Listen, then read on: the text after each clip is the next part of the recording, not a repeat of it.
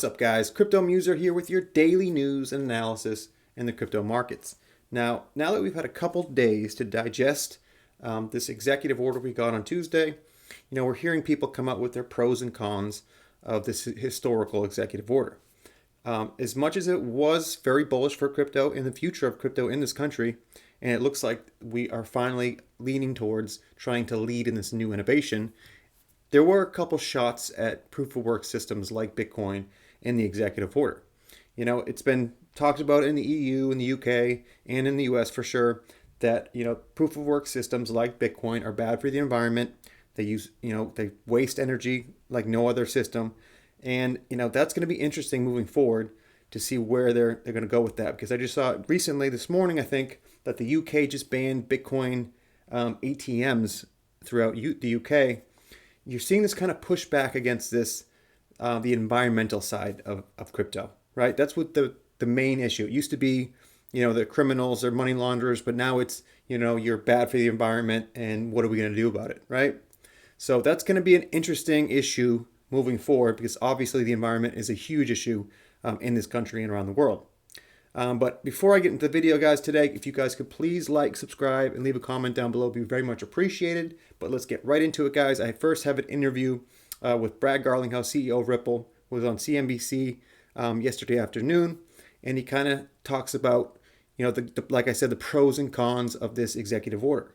So let's get into it, and then we'll talk about it after. Joining me now, Brad Garlinghouse, CEO of Ripple. Brad, thank you so much for being here. It's great to see you. Good to see you too, Kate. Thanks for having me. Of course, it's a big week for crypto with this executive order. What does this mean for the industry, and what's the big takeaway for you? Look, I think this has been a very positive event, and frankly, we had heard, as I'm sure you had, a lot of rumors about an upcoming executive order, and I think this exceeded my expectations of what we could have even hoped for. Because, look, the first step to solving a problem is acknowledging you have one. And for me, the executive order is really calling out something we've been saying for years, that one, this is a massive industry. It's not going away. We have tens of millions of US citizens participating in various ways, which is awesome. But it also is calling out that, look, we have had a fragmented and siloed approach to regulation here in the United States. And that is impacting the United States leadership in this very critical, very rapidly growing industry. So I thought it was a very positive evolution, and I'm hopeful that it'll catalyze some solutions that we haven't seen yet. And that seemed to be one of the big themes, competitiveness and the U.S. not wanting to fall behind and being on really the forefront of innovation. Do you think that played into it, the U.S. feeling like it might be falling behind? I think it's clear it had a big impact in why the executive order is written. I think what we have seen really, and you kind of see, particularly the talk about silos, you kind of see to some degree the executive branch saying, hey, this SEC, the Securities Exchange Commission, can't take singularly the lead because it has to think holistically. Every time the SEC is mentioned in the executive order, it's alongside the CFTC as well as the CFPB. And I think we have seen here in the United States, things have been withheld. They've been moving more slowly. And as to your question, outside the United States, in countries like Japan, in Singapore, in the UK, in Switzerland, even in the UAE, you're seeing entrepreneurs and investors able to pursue opportunities in crypto and blockchain without that uncertainty, because the regulatory clarity has been there. Something Ripple has been calling for from well beyond even the recent lawsuit with the SEC. So you mentioned the SEC. I got to ask you about the SEC versus Ripple case. What can you tell us about that at this point? What's the latest, and has there been any progress when it comes to that lawsuit? Well, it's been almost not quite a year and a half since the SEC sued Ripple, sued myself, sued Chris Larson, and we are moving as expeditiously as we can. It has certainly been frustrating to see the SEC drag their feet. This past week, expert discovery wrapped up. The SEC had sought delays around that, and I mean, one of the ironies around this has been that Gary Gensler, the chair of the SEC, has been quoted as saying, "Justice delayed is justice denied," and then the SEC goes out and seeks delays. It's rare for a defendant against the SEC to be pushing to see things happen faster, but we think it's very clear that the SEC has overstepped the SEC has taken what's called the Howey test, which is the test to determine if something's a security, and they've really stretched it beyond recognition. So I'm hopeful and optimistic we'll see some decisions around some key elements that are before the court today that maybe within weeks. We'll see. I think the questions that that the court has been asking have been very thoughtful, and I'm hopeful that we'll get some clarity soon. And you've described the SEC in the past as really picking winners, and the idea that XRP as a cryptocurrency has been taken off of exchanges like Coinbase. In some senses, investors have missed out and not been able to trade XRP on those exchanges. Ripple has also seen certain downsides. Is it fair to say that the SEC is picking winners when it comes to XRP or other cryptocurrencies? Well, one of the things I loved about the executive order, there are a number of themes that we have been at least championing in the marketplace that we saw in that executive order. One of them was about the importance of a level playing field. And as you pointed out, a big part of that executive order was around U.S. competitiveness. And what we saw happen at the SEC is picking winners and losers, saying, hey, we don't think ETH is a security, but we do think XRP is a security, despite a whole lot of similarities. So I think that with the executive order, I'm hopeful that we'll get some of that level playing field we have sought. It's certainly not the role for the federal government to pick winners and losers. I think I'm a supporter and believer in what's happening in the Ethereum ecosystem.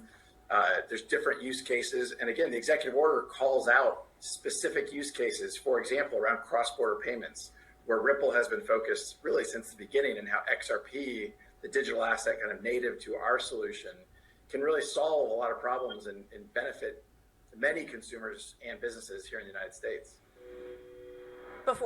So I think, and I liked what he said there, but I think the biggest thing I got out of the executive order was that when they did mention the SEC, it was more along the lines of, all right, the SEC, the CFTC, and other regulatory bodies need to get together and work together to come up with framework, instead of just this obvious SEC just doing it all by itself, right?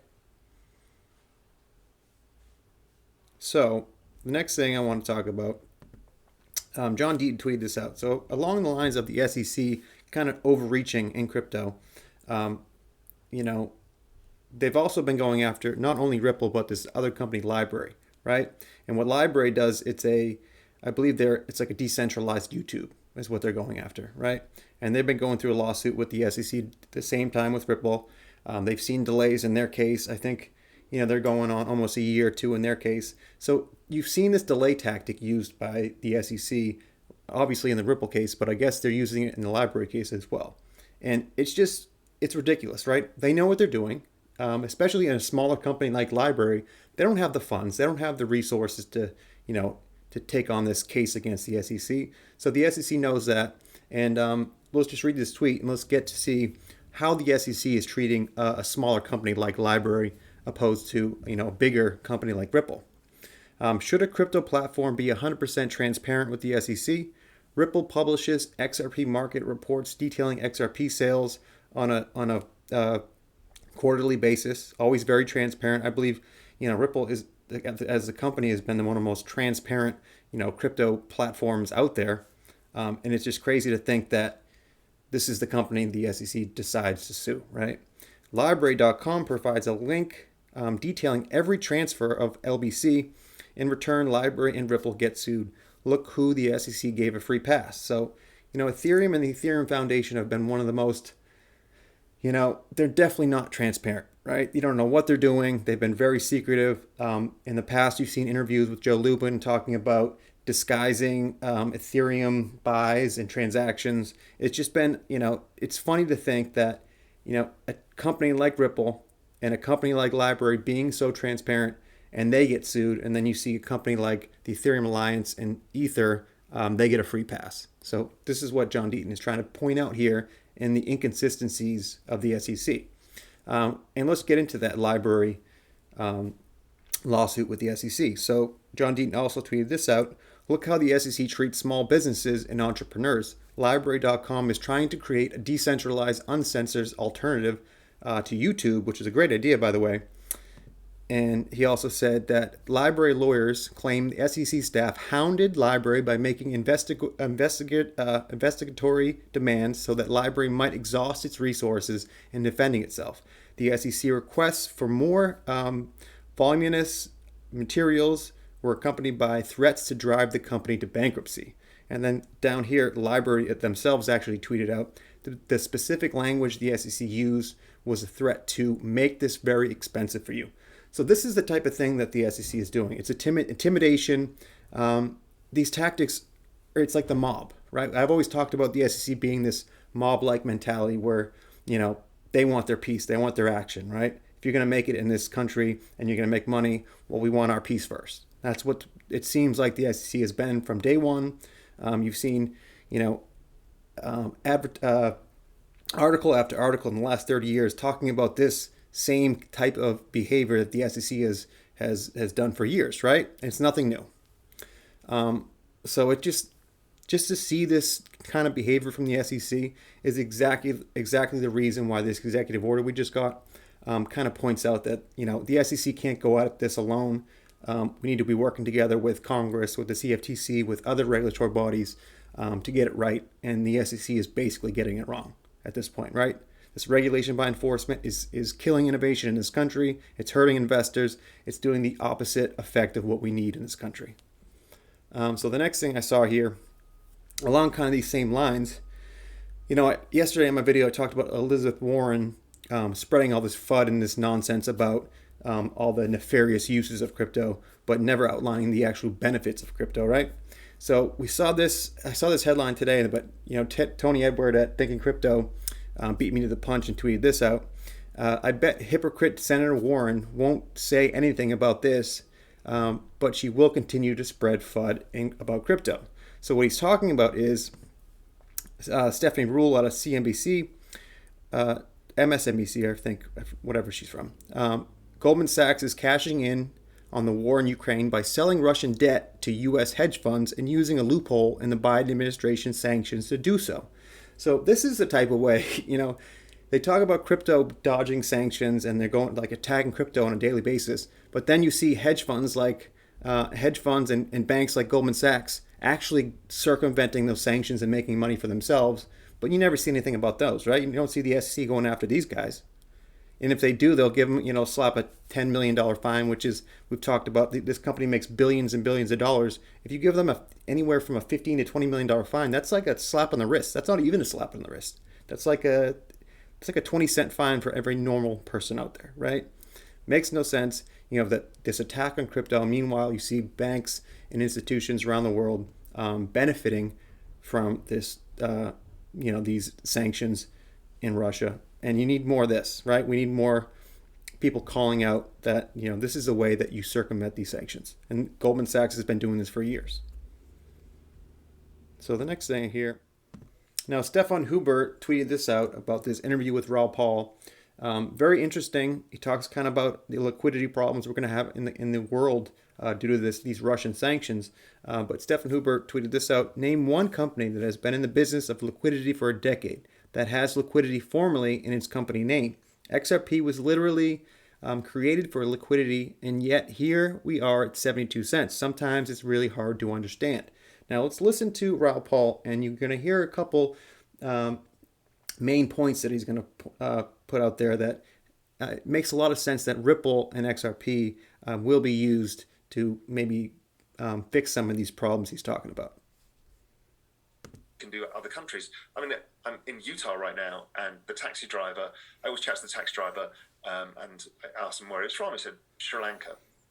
I said, oh, how's things in Sri Lanka? And he said, terrible. I said, why, what's going on? He said, well, people are out in the streets rioting or protesting. There's massive queues outside the gas stations. I said, yeah, gas prices are high. He goes, well, that's not the issue. The issue is the government's run out of dollars to pay for them. So they just didn't buy enough gas. So there's not enough gas for the country. These are the kind of linkages that happen in situations like this. If Russia remains out of the global system, which looks increasingly likely, then we probably have a big liquidity problem. And that spits around the world in various ways, whether it's countries who are trying to get access to dollars, banks trying to get access to dollars, or whether it's credit spreads widening as people pull back, trying to assess the risks that are going on. And we don't really know. I mean, how does it affect Egypt? How does it affect the Middle East at large? How does it affect all sorts of countries? Again, we don't really know yet. Exactly. This is the big issue that a lot of people aren't talking about. When you cut out someone like Russia, that is an integral part to the world economy, these are going to have after effects on the world. And obviously maybe not right now, but in months and years to come, we're going to have some liquidity problems, and especially small countries like he's talking about Sri Lanka. So huge issue, and that's one of the things Ripple's always talked about. Was the reason why they went after this business is because they saw this as an issue moving into the future, right? There's going to be liquidity problems. That's just the nature of the beast. And Ripple really has these products out there that are going to help in this way with the on-demand liquidity and things of that nature. So I thought that was very interesting, and people are really not thinking about these sanctions on Russia, and cutting out Russia out of the world economy is going to have serious effects to the world and the rest of countries all around the world, right? So the next thing I saw here, Blockworks put this out, and just more of what we've been talking about on this channel, that as much as the current events with Russia and Ukraine, and the price action has been up and down, everybody's losing their mind about there's a lot of fear out there in the market, but the future is still clear to me, and it should be clear to you that this asset class is here to stay, especially due to this executive order we got. And you see people like Kevin OLeary now stating that he has 20% of his portfolio is now in crypto and blockchain. This guy's a smart guy. He's a smart investor. You're going to see more and more people like him putting 5 to 20% of their portfolio into crypto and blockchain, which is going to obviously bring this market to a level that we haven't seen before. I've been talking about it a lot in this channel that we're only at 1.7, 1.8 trillion dollar market cap at this point. We got as high as 3 trillion at the heights of the bull market. These are small numbers. These are this is nothing, guys. You got to look at the big picture. You got to look at 50 to 100 trillion dollar market cap in the next 5 to 10 years, so that you see where this is going. And along those same lines, I also saw this, and this just goes to I think I said this in a couple of videos ago, but I can't remember. But the next generation that is getting into blockchain and that is going to educate themselves about blockchain technology, because I'm 36 years old. I got into this asset class 5-6 years ago, so it's still new out there, right?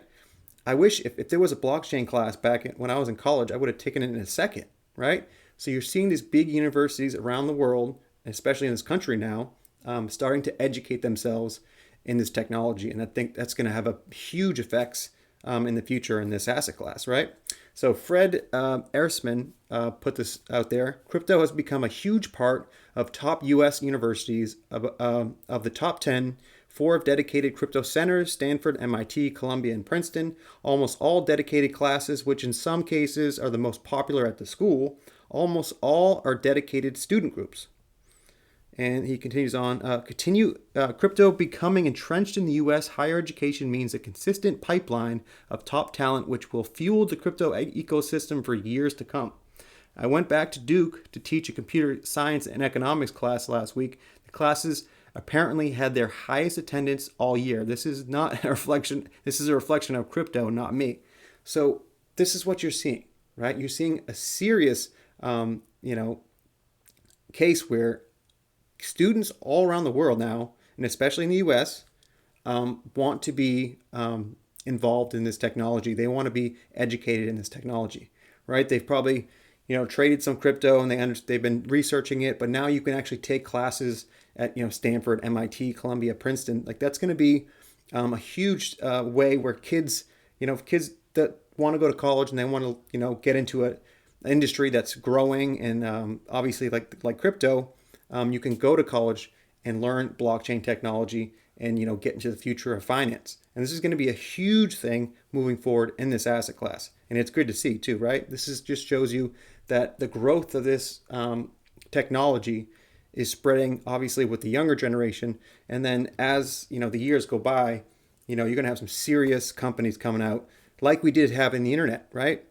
When the internet boom happened, you saw obviously college students starting to get involved in the internet And then look, fast forward 10 years, look where we are now. Look what the technology has gone to heights that we never thought we'd be at, right? And you're going to see that same type of growth in this new crypto asset class. So I'm going to end the video there, guys, but just remember to like, subscribe, and leave a comment down below. But remember, I am not a financial advisor. Please do not take anything I write or say as financial advice. This is for educational purposes only. And thanks, guys, and we will see you on the next one.